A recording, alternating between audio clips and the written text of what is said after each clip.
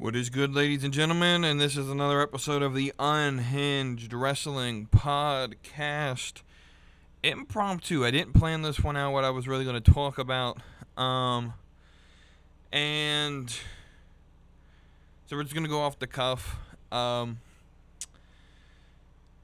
first thing I'll talk about, I guess, the big thing, William Regal and Road Dogg Jesse James, Brian James is his real name, got released today along with some other NXT producers and backstage people. And I'm not going to say that I'm shocked at it, because I called this. To me and my friends group, I called this a couple months ago. I said there's going to be more cuts, right? They're moving towards a more developmental style of NXT. They're not going to need all, the backstage producers. It's they're changing the way they do NXT. Now, Timothy Thatcher was, I think, the only talent released as well in terms of in-ring talent. Don't be shocked if that changes. I could see someone like Ciampa and even Roddy Strong be released by the end of this week. I could see it happen. The older guard, if they don't get caught up, they're going to be released. I just see that happening. Anyway, we'll move on. I don't really have a lot to say about that. Everyone's going to automatically come and blame, WWE, and they're always going to come at them with these cuts, right? Oh, we feel so bad for these people. Why is WWE proving again that they don't care about these talent? Blah, blah, right? And my response is always the same. If WWE is a business, and they have the right to hire and fire whoever they want, right? It isn't like these guys are going to be without a job. I can guarantee you Timothy Thatcher will go back to MLW, maybe Impact, something of that nature. Road Dogg has a job at AEW. I'm sure the contract has already been written up, right? Same with Regal. If Regal could go to AEW tomorrow, if he wanted to. Ciampa in the same boat. Roddy Strong, if he gets cuts, in the same boat, right? Now, I can understand, last year, they released like 85 superstars, right? And so what's crazy to me about this conversation is WWE hoards these talents. 2018, 2019, they hoard all this talent with the foundation of AEW and the wrestling community, the IWC, comes out, and WWE's hoarding all this talent. They don't use them all. Why do they need all this talent? They don't use it all. They're hoarding it. They're just scared of AEW, right? And the second that they say, you know what? We're going to try this ROH style of wrestling. We're going to try it. And that's what NXT under Triple H was. All right? The Adam Cole era of NXT. The Johnny Gargano era of NXT, right? That was them trying this independent style, trying to get onto this, and it worked, but it grew stale. It grew stale. And at least to me, it grew stale. Here's why. Like for 4 years, for 4 years, the superstars that were in the front of NXT were the same. Nothing changed. There was no, and that was, to me, what was so cool about NXT, right? What was so cool to me in the Sasha Banks, Charlotte Flair, Becky Lynch, Bayley era, right? When, Finn first got there, even when Nakamura first got there, right? What was cool to me was, you would have 6 to 8 months of feuding, of different feuds with this group of people, maybe a year or two, but with these people, and they would build them, and then they would send them up, right? They would build them, they would send them to the main roster, right? You would have multiple storylines in certain divisions, and they would send them up. And it was all NXT was all about getting talent, learning the WWE system, and then, getting them in front of an audience, getting them some crowd hype, and then sending them to the main roster. And then the sort of what I would call the ROH era, the Adam Coles, the Ciampas, the Garganos, the people who really just didn't want to leave NXT, who wanted to make it an independent territory, essentially. Wanted to make it its own independent thing. And like Ciampa even said he would retire if he was sent up to the main roster. I would have fired him there. If I was Vince McMahon, I would have fired him there. You don't get to call the shots of this company. Who the hell does he think he is saying that? I could care less if it was Ric Flair at his highest of highs. You don't get to make those dictations like that to the boss.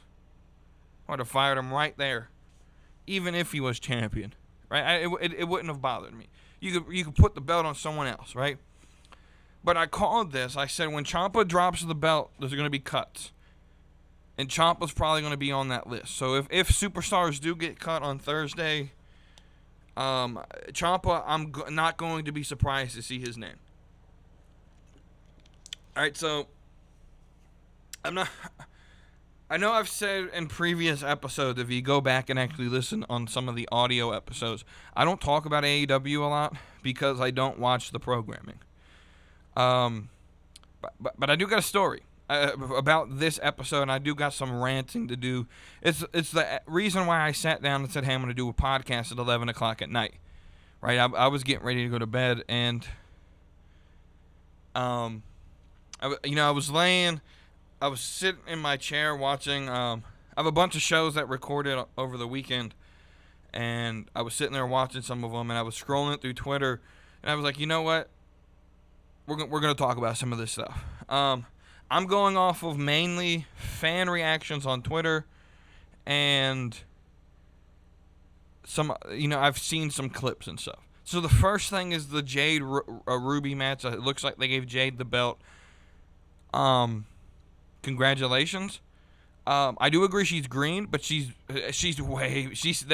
way better than Ruby in terms of championship material. Ruby just doesn't feel over to me. She and the fans even, I've even seen fan reactions say Ruby doesn't have the charisma to be champion. Right? And I even felt that in WWE. Ruby's gimmick here, right? And there's the whole thing with like Aleister Black / Malachi Black. I feel it's for a certain demographic, but it doesn't reach the entire audience, and you just can't put that to me. It's just not enough, hype around that demographic to make it the face of that title or the company, right? Ruby is a fantastic wrestler, but she just I don't know. Again, like I said, I don't watch the show enough. But let me tell you the main story I wanted to tell. Because the rest of this episode, it's probably going to be a very, very short episode. The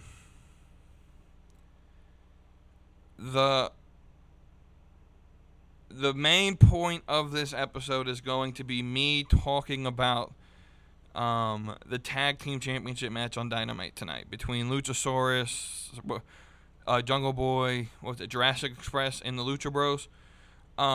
So this is where the story starts. So the reason I typically don't watch AEW on Wednesdays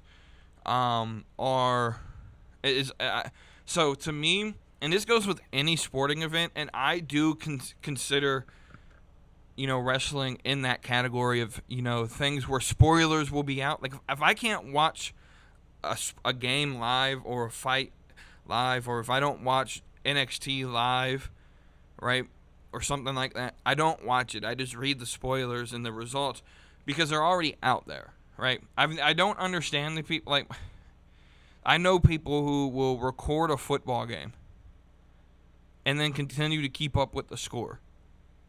I can't do that, because if I know the result of the game, I'm not gonna watch it. Like, it could be on the TV, like this Sunday, right? My favorite team's the Patriots. Patriots play the Dolphins, right? I'll be at work on Sunday I actually will get off. I get off at 4. The game's at 4:25, so I'll be able to catch the game, right? But let's just say, they played at 1:00, and I would have missed it because I was at work. Right? I get alerts on my phone, and I'll get the final score alert, and guess what? I'm not gonna go home and watch the game. I could record the game. I could go back and watch it. But if I already know the result, then it takes away the, me wanting to watch it. It's part of the reason why I stopped looking at spoilers and the dirt sheets when NXT was pre-taped. It's part of the reason why I didn't watch NXT when it was on the network, when it was pre-taped. Because they would do a taping, and I don't know where these dirt sheet writers got the idea that it would be a great idea. Because NXT would tape for like 3 months. Like, they would go from takeover to takeover, essentially, in a weekend, right? And I don't know what gave the dirt sheets like this logical idea that to give away, 3 months worth of programming the day it happened. Like, to me, that makes no sense. Like, to me, if I ran a dirt sheet website and I was given the opportunity to watch an NXT taping, 4 or 5 years ago when they taped them on the network, if I was given that opportunity, you know what? I would write the results out. I would review the match, right? But I wouldn't post it on the site until the day it aired, right? Does that make sense? And so, they would do these tapings, and then I would read them, and I'd be like, hey, guess what? I know 3 months of wrestling before it happens. I know the takeover matches before they happen. So I'm just going to wait till takeover to watch. And that's essentially what I did. And so I stopped doing that solely because it just ruined my experience with the programming. It's not the predictability factor and all of that, right? But before we get to this tag match, let me go back to Jade. I hope no one in their mind was surprised by this result, because I've even seen fans say that the day that it was, like, even before the belt was announced on TV, but when the rumor of the belt was dropped and the dirt sheets were talking about how they could be a mid-card women's title, everyone was already saying that would be for Jade. Like this, right? And so it's not a surprise, and I've seen fan reactions saying that it was one of the worst women's matches of all time, which does not surprise me. Here's why. Jade is green. Ruby's good in the ring, but she doesn't seem like the type of person or the type of wrestler. Like, none of her work impresses me, right? None of her work impresses me. Even in her NXT run or her WWE run, it didn't impress me. Like, even her indie stuff, like, I knew about her when she was Heidi Lovelace, and what I liked about her, when she was on the indie scene, when I first heard about her, she wasn't as tatted. And the tattoos aren't a bad thing. But I just thought she was, at the time, I did think she was, she's beautiful. I'm not saying she's not, and that's part of the reason, a lot of these indie wrestlers, like Deanna and Santana Garrett, like, I cheer for when they get signed and stuff, because I've always thought that they were, cute. But I have a very, I don't want to say twisted, I don't want to say wrong view of women's wrestling. I just feel that's an episode in itself. I'm not going to give away that. That's an episode. I'm not going to give away content like that. That's a whole episode for itself on what my views on women's wrestling. But even as, like, Heidi Lovelace, I would watch some of her matches, or I think I unintentionally watched one of her matches watching one of the indie stars on who did I used to watch all the time? I used to watch Deanna on YouTube all the time. I used to watch Sarah Logan. Mary Dobson was Sarah Logan's indie name. I used to watch her all the time, and I forgot who it was that I was watching, and they were fighting Heidi Lovelace, and the match was good, but there's nothing that, Heidi Lovelace, Ruby Riott, Ruby Soho, whatever you want to call her, has done to me, in her line of work, like her whole catalog of work, none of it stands out to me like, yo, this, like, she's the best woman in the world, right? There's matches from Sasha Banks where I could say she's at the top of the women's industry. Charlotte Flair, right? There's a reason why Charlotte Flair, to me, is the best women's wrestler of all time. And it's not because she gets hand-fed championships. I just think she is the best women's wrestler of all time. She has the look, she has the charisma, she has the natural ability to be hated. And she's she's good in the ring, right?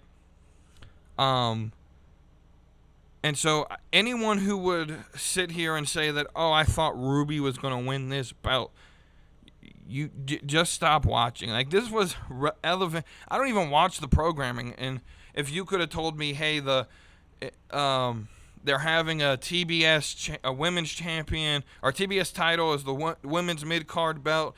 They're doing a tournament, and the first episode on TBS is the finals. If you would have told me back at the start of the tournament that they were doing that, and I would have said, okay, name me the wrestlers involved, and you would have gone through all the wrestlers involved, and I'm going to say Jade Cargill is going to win the damn thing. It's obvious from the booking before the belt was created and announced, right, that belt was designed simply for her to be champion. And she has the look. She's not good in the ring. And from what I've heard, a lot of people say it's a very bad match. Or at least I've seen a couple people say, it's a bad match. Let's get to this tag team thing. So first off, this is where story time begins. So the reason I don't watch it live is because on Wednesdays I do an online racing league on PlayStation. Our races start at 8, and so, it's the only time I could have the whole group race together, right? And so depending on the track we're at, we typically, if it's one of the longer races, we end around 10:15. We had a shorter track tonight, and we surprisingly didn't have as many wrecks as we typically do. And so there wasn't as a lot of stop and starting of the race. So we got done at like 9:30, 9:45. In fact, I can tell you the exact time. It took me about 10 minutes to post, like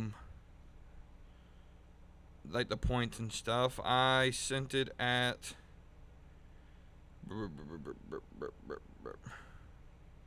9:43. So we would have finished around 9:30. Yeah. So about 9:40 is when I turned the television on.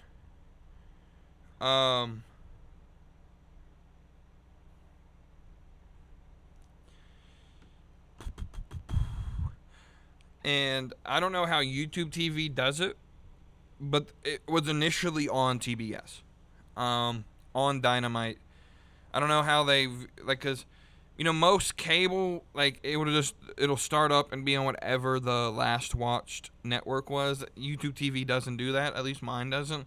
It'll just, like I turn, like, for example, if I were to turn on a TV at 12 at noon, more than likely Fox Sports would be on. I'm assuming they do whatever's the most watched program or the most popular program at the time, or maybe things that they think I would like, and because I watch NXT, maybe that gets pushed to the front. I don't know, but like Fox Sports will come on at noon. But anyway, I turned on the TV, 9:40, and Dynamite came on, and I sat here. And I was like, it's 9:40. This is probably the main event. I've missed the rest of the card. Don't really care, but there's nothing else on TV. Let me just sit here and watch this match. I can get through this match. I just heard the announcers. I wasn't paying attention to the TV just yet. I was still scrolling in my Racing League's group chat, letting everyone know, events for the next race and stuff, info and stuff like that. I looked up and I was like, oh, it's the two tag teams that I don't like. Like for me, like honestly, if we could go through the, I don't like Lucha Bros because of their style. I'm just not a big fan of it. I'm just not a big fan of the Lucha Libre style. It's nothing against them, right? It's nothing against them. I think it's good where it's. I'm also not a big tag team wrestling fan. It's nothing against the style or against them. It's nothing personal. It's just it's not my cup of tea, right? And I absolutely despise Jurassic Express. I don't like Luchasaurus. I don't think he's good. I think the gimmick's stupid, borderline retarded. And Jungle Boy should not be like, to me. He just, I don't understand the hype around. I don't understand the hype around Jungle Boy. I don't. He's okay in the ring, but I don't understand the whole gimmick. It's Tarzan and a dinosaur, like. And the thing that blows my mind is they're over, and people want to act like this is professional wrestling and it isn't sports entertainment. Like, that's the thing that blows my mind. Your tag team champions for AEW are the literal definition of 1990s WWE. The literal definition. But WWE is the only company that does sports entertainment. AEW is no different. And that's the thing. Like, I'm fine if you like AEW. You can like AEW, but be consistent with your arguments. Oh, WWE sports entertainment, that's why I don't like it. AEW is pro wrestling. Really, though? You did an orange juice bath match, right? You did an orange juice bath match. You've done like 16 stadium stampedes, it seems like. Your tag champions are now fucking Dinosaur and Tarzan. You have midgets, small people. Marco Stunt walking all over the place. Right? It's no different. Yes, you have more in-ring action, but you're still sports entertainment. I don't like be consistent. But to the main point I want to talk about this is, I watched it, right? And I was going to say, I don't like these two teams. I don't. But I could sit through 15 minutes of this match. I think I can do it. I may not like it, but let me just sit here and watch it. Nothing else on TV. About to go to bed anyway, right? Obviously that didn't come true because it's 11 o'clock and I'm recording a podcast. Twitter is a dangerous thing that I get sucked into. But I sat there and I watched it for about, I'll be generous and say 60 seconds. And I turned the TV off.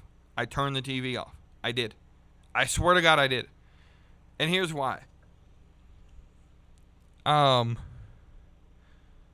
Who was it? Penta was in the ring with Dino Boy, and he was like winding. He was doing a baseball wind-up, and if you've watched the match, you know what I'm talking about. But he did like 6 baseball pitch wind-ups that led to slaps. He took his glove off, and he like was all dramatic about it, and that's just goofy to me. That's corny shit, man. That's corny shit. It's goofy. Right? It's goofy. It's just goofy to me. And so and one thing I don't like about it is they do this goofy shit. And that's the thing. Like, everyone was so impressed with the match Lucha Bros won the tag titles at in the steel cage against the Young Bucks. And while there was a good match, there was literally like a part of the match for like what seemed to go on for like 5 minutes, where they literally just sat in a square or in a circle and super kicked each other. One Jackson would super kick one of the Lucha Bros, who would then super kick the other Jackson, who would then super kick the other member of the Lucha Bros, who would then super kick the other Jackson, right? And they would go in circles for like It felt like 5 minutes. That's corny and goofy. It's a waste of time. It doesn't have any part in the match other than to waste time and to be a spot fest. And that's the reason I don't like this. I don't like AEW. If I can be honest, you have certain wrestlers there, right? And you have certain wrestlers, and you have people in charge who are so much a mark for themselves and so much for a mark of the company, right? And this is my problem with the ROH style, is every match you have to one-up each other, right? So, the first, and not just, the Young Bucks go out there, put on a good match, now they have to be better their next match. It's, they come out, they start the card, and the mentality backstage is they just put on, Meltzer's going to rate that a 4-star. I got to go out and have a 5-star on this card. And I'm fine with competition, right? But and so there's matches. Like, what else do you want the Young Bucks and the Lucha Bros to do that they haven't already done? And that's my issue with these flips.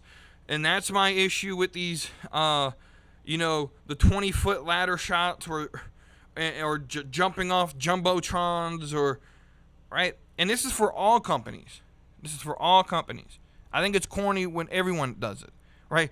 What else do you want them to do when they're like the Kofi Kingston Royal Rumble spot? You've done it 12 times. It's corny to me. And guess what? They're probably going to do it again. Naomi, I think, did it in the Women's Royal Rumble. It's corny. It's corny to me. It serves no purpose other than to fill time, right? It's corny to me. It's goofy. And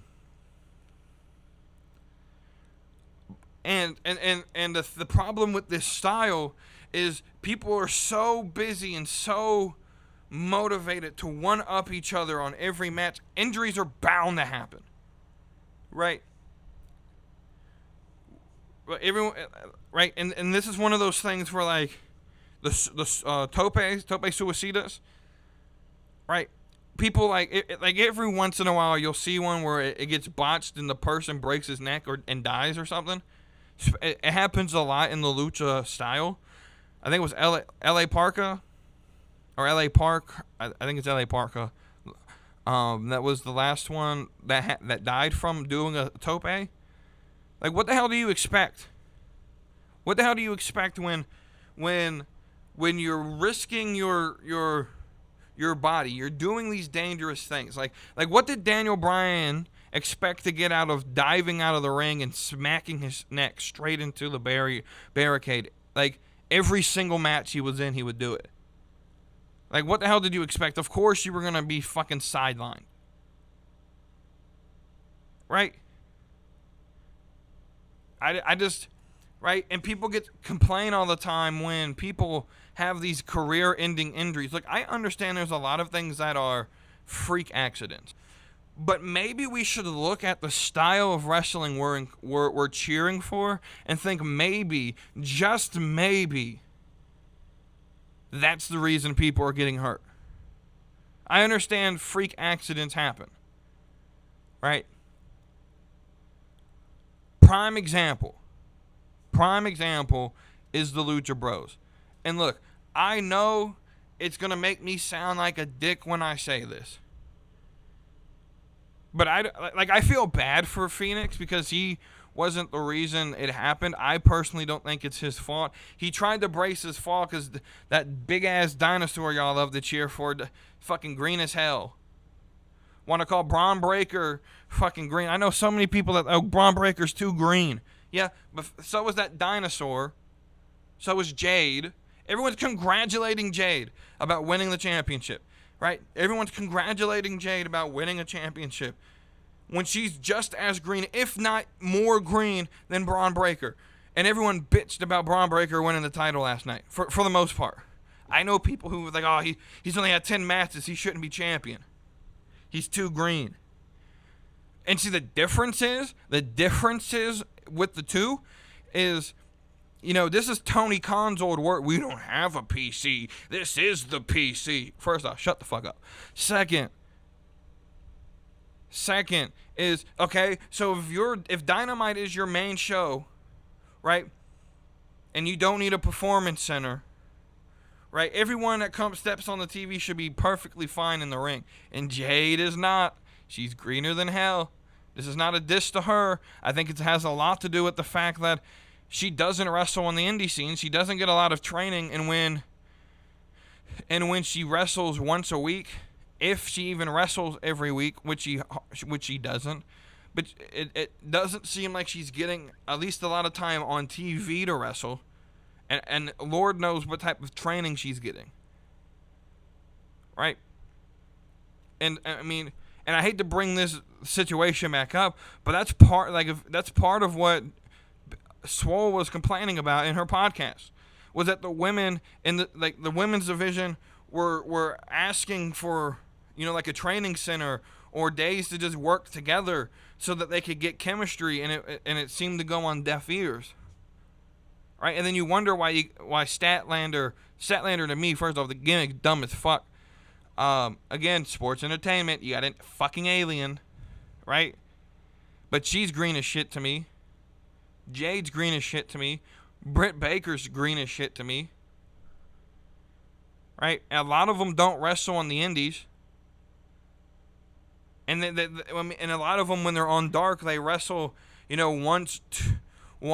wrestle a 2 to 3 minute match against a superstar, against a woman that's never going to come back. And you wonder why they're so green. They don't have any chemistry with one another.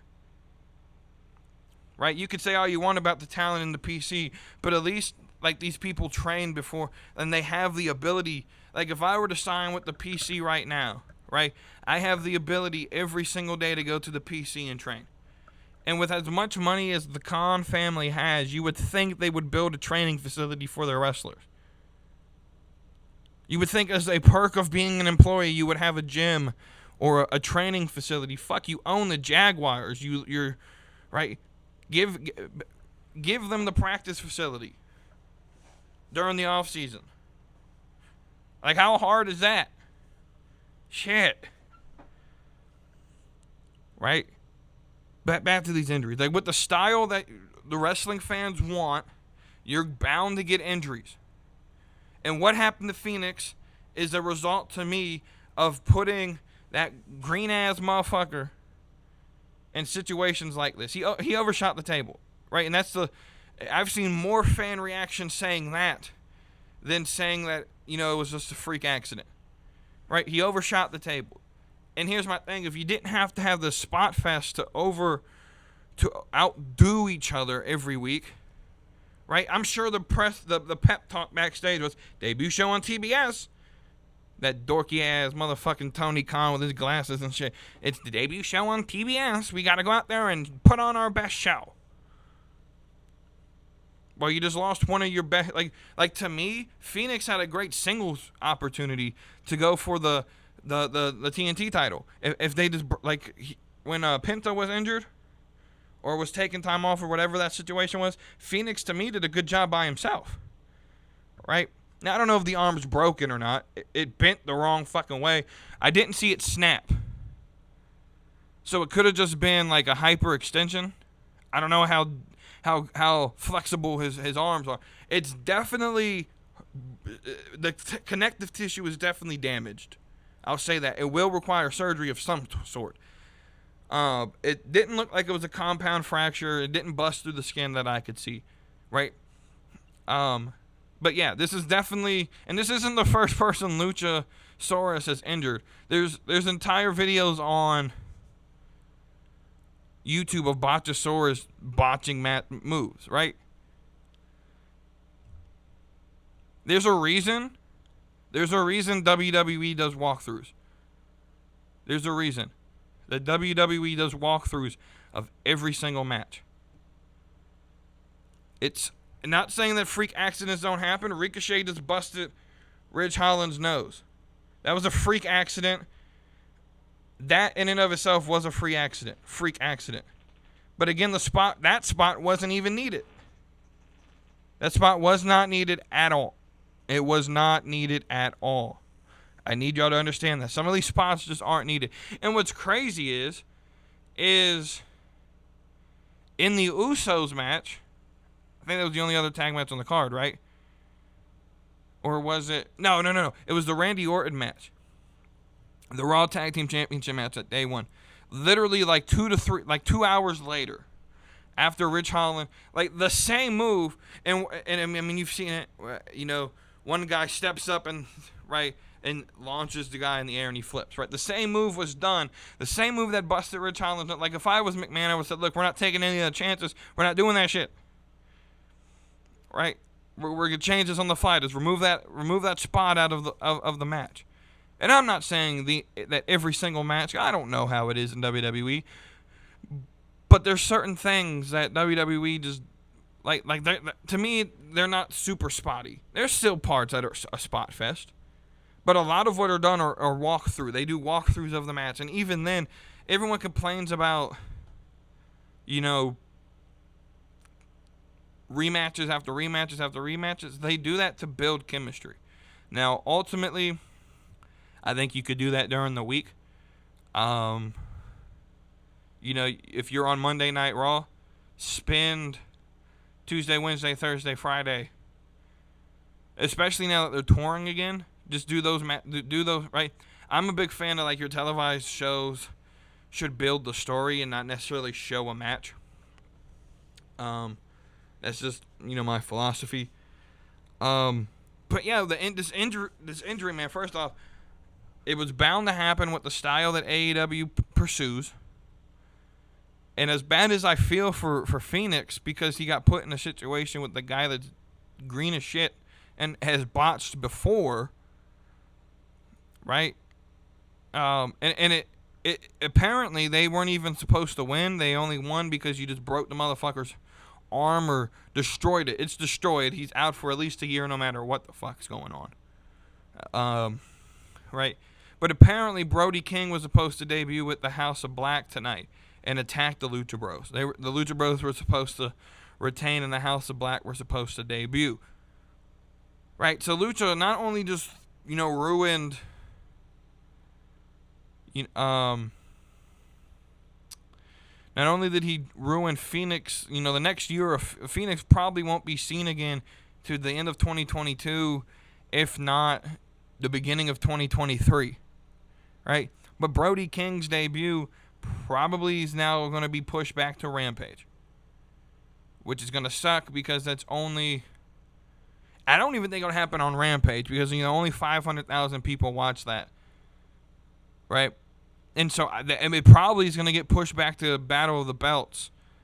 Well, they'll probably like mention something with the new tag champions, and that's when the debut is going to happen. Who knows? I think the card's only an hour long.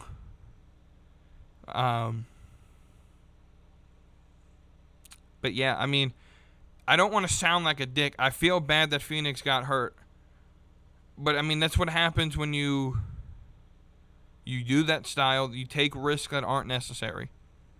Right? To me, there's no reason why. Like, I understand the gimmick matches of, like, no holds barred. No holds barred or Extreme Rules or stuff like that. But even in those matches, like, a lot of those spots are practiced. And not saying that they don't practice these other stunts, these other spots. But the more high risk, the more advanced the spot is, and the more level of difficulty to perform it, the higher the risk of injury is. And there's just some things that there's no reason there's no reason you should risk that. It's just, right? And I mean, this spot was a routine spot, but it looked like Luchasaurus overshot, and Fenix, feeling like he was about to land on the ground, went to go brace his arm. Right? That's what it looked like to me. Went to go brace his fall. That's what it looked like to me. Right? I hope he comes back healthy. I hope for a quick recovery. I'm not trying to say I don't feel bad for him. I'm just not surprised that it happened. I've been saying since the formation of AEW that injuries are bound to happen in this company because of the style of wrestling that they do. It's part of the territory. Right? That's it. That's my rant. Let me know what y'all think. Comment, share, subscribe. Thanks for listening to my rant. Hope you guys have a great rest of the day. I'm gonna, like I said, in the New Year's Evil show live stream, I plan on doing a Battle of the Belts episode if I get home in time. So yeah, again, I hope you enjoyed what you